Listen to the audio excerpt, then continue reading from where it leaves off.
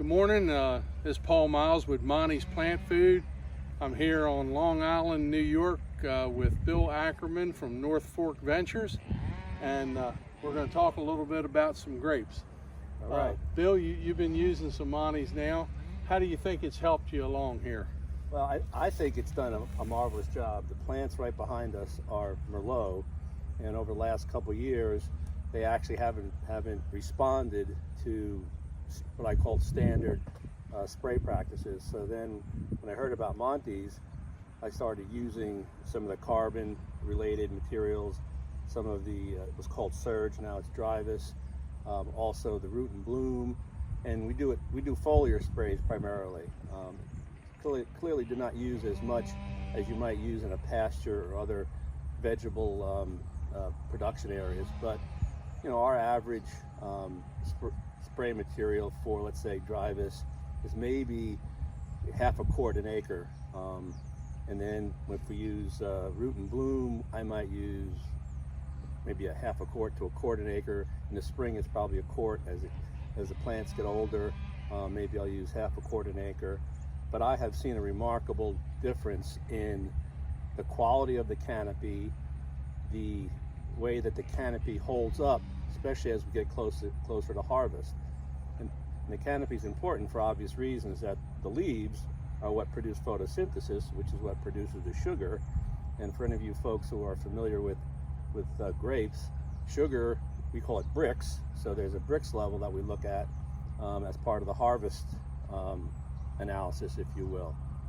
If we're harvesting for, let's say, rosé, you know, we might be harvesting at 18 bricks. If we're harvesting for regular wine, we might be harvesting at 22, 23, 24 bricks.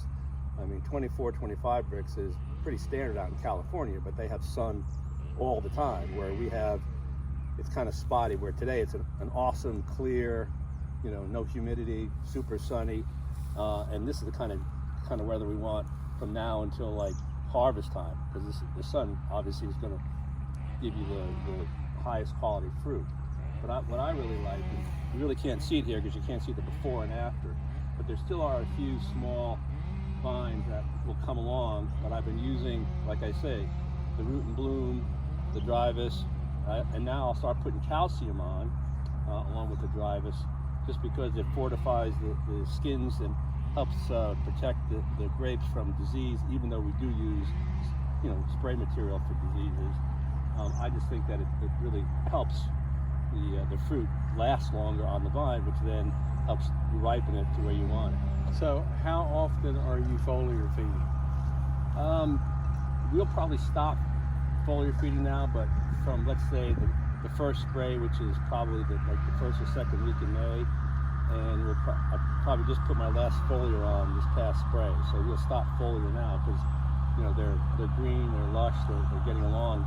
And one of the other things is nitrogen, as an example, is not something that you want to linger in the berries because it affects the fermentation process.